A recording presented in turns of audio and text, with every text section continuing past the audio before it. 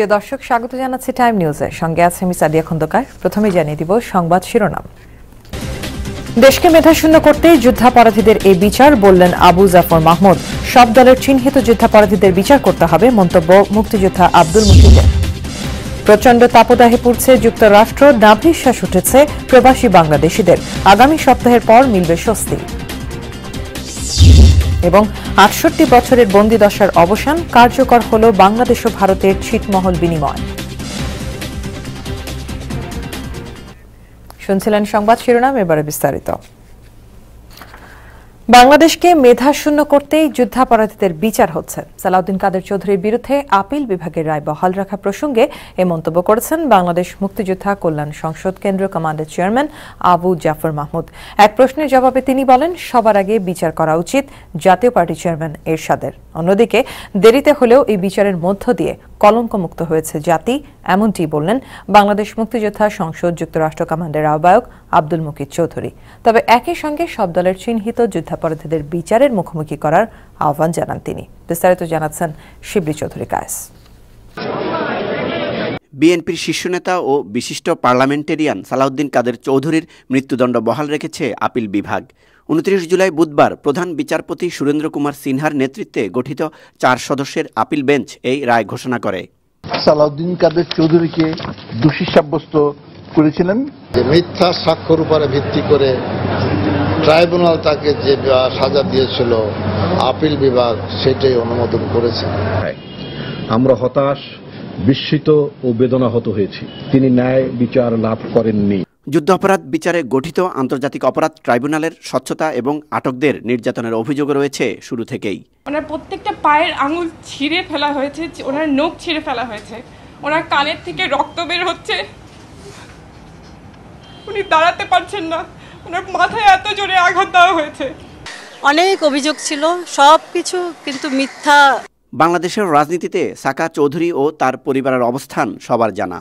তবে নানা সময় বিভিন্ন মন্তব্য করে আলোচনার শীর্ষে ছিলেন এই রাজনীতিক। যুদ্ধাপরাধের দায়ে অভিযুক্ত হয়েও এভাবেই নিজের অবস্থান ব্যাখ্যা করেন তিনি। সত্যরঞ্জন সিংহের সইটা একটু দয়া করে নির্বাচন কমিশনে গিয়ে একটু দেখেন। ৭৯ সালে উনি আমার নির্বাচনে প্রস্তাবক ছিলেন। ৭৩ সালে আওয়ামী লীগ ক্ষমতায় ছিল, তাহলে আওয়ামী লীগ তখন কার্যকরী করলো না কেন? ৯৬ সালে আওয়ামী লীগ ক্ষমতায় এসছে, তখন এটা কার্যকরী করলো না কেন? আজকে হঠাৎ চেতনা বেড়ে গেছে। আমি তো অভিযোগ করি নাই, প্রফুল্ল সিং তো আমার বিরুদ্ধে অভিযোগ করে নাই। প্রফুল্ল সিং বলছে সে শুনেছে, আমিও বলছি, আমিও শুনেছি যে প্রফুল্ল সিং এই আমার বাবার হত্যাকাণ্ডের সঙ্গে জড়িত। এটা যেন এই কয়েকটা অপরাধ বিচার করে যেন শেষ না হয়। এরকম স্থায়ী ট্রাইব্যুনাল থাকলে রাজনৈতিক ঋতু পরিবর্তন হলে এটার কার্যক্রম যাতে অব্যাহত থাকে। আটকের পরও ট্রাইব্যুনালে বন্দী থাকা অবস্থায় খোদ সরকারের একজন মন্ত্রীকে উদ্দেশ্য করে সালাম আদায় করে নেন একসময়ের প্রভাবশালী এই নেতা।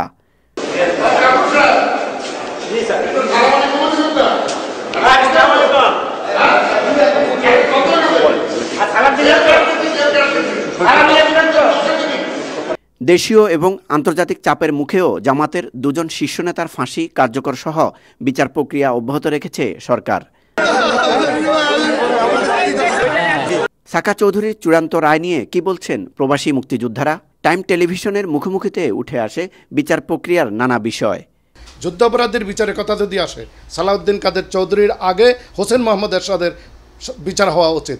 তার কারণ হচ্ছে ৭১ সনে এই আমরা যারা স্বাধীনতা যুদ্ধ করছি, আমাদের বিপরীতে পাকিস্তান আর্মির তরফ থেকে যে ট্রাইব্যুনাল করা হয়েছে, আমরা দেশদ্রোহী আমাদের শাস্তি দেওয়ার জন্য, সেই ট্রাইব্যুনালের সে চেয়ারম্যান ছিল। সালাউদ্দিন কাদের চৌধুরী একজন রাজনীতিবিদ হিসাবে সে শক্তিশালী। চট্টগ্রাম সহ বে অফ বেঙ্গল এই নিয়ে বহিঃশক্তিগুলোর খেলা চলছে। এটা চায়না কর্তৃত্ব করবে, আমেরিকা করবে, না ইন্ডিয়া করবে? তো যদি বাংলাদেশ দুর্বল হয়ে যায়, রাজনীতি দুর্বল হয়ে যায়, গণতন্ত্র দুর্বল হয়ে যায়, তাহলে তো বাংলাদেশই আর থাকে না। এই বিচারটা স্বাধীনতার পরে পরে হইলে পড়ে এই ধরনের আপনি যে কথা প্রশ্ন করলেন এটা হইতো না। ওনাকে রাষ্ট্রের সর্বোচ্চভাবে ন্যায় বিচার দেওয়া হয়েছে। এই বিচার প্রহসন নয়। ভারতের সিনেমা হলে স্টোন স্টোরি আমরা দেখেছি, খুন করে সে তাকে তার বাবা একটা পাসপোর্ট এবং সিল মারিয়ে দিলে এসে বললো যে সে ওইখানে ছিল।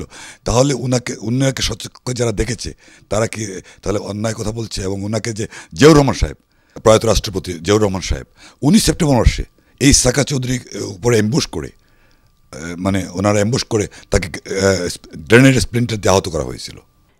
এত কিছুর পরও মুক্তিযুদ্ধের আগে এবং পরের বাংলাদেশের অবস্থান নিয়ে হতাশা প্রকাশ করেন মুক্তিযোদ্ধা সংগঠনের এই দুই নেতা। 16 ডিসেম্বরে বাংলাদেশ যারা দখল করে নিয়েছে, যারা দলিলে দস্তখত দিয়ে পাকিস্তান আর্মির থেকে নিয়েছে, বাংলাদেশে বারবার একজনকে দিয়ে আরেকজনকে হত্যা করানো, একজনকে দিয়ে আরেকজনকে হত্যা করানো, এই জিনিসগুলো আগের থেকে চলে আসছে। বাংলাদেশে শুধুমাত্র যে জামাত ইসলামী রাজাকার তা নয়, এবং জাতীয় পার্টি, আওয়ামী লীগ, প্রত্যেক দলের ভিতরেই লুকিয়ে ছাপিয়ে আছে। Shibli Chowdhury Kayes, Time Television, New York. যদি মানবতাবিরোধী অপরাধকে খুঁজে বের করে বিচারের আওতায় আনার আগ পর্যন্ত মুক্তিযুদ্ধ সংসদ শান্তিতে বসবে না।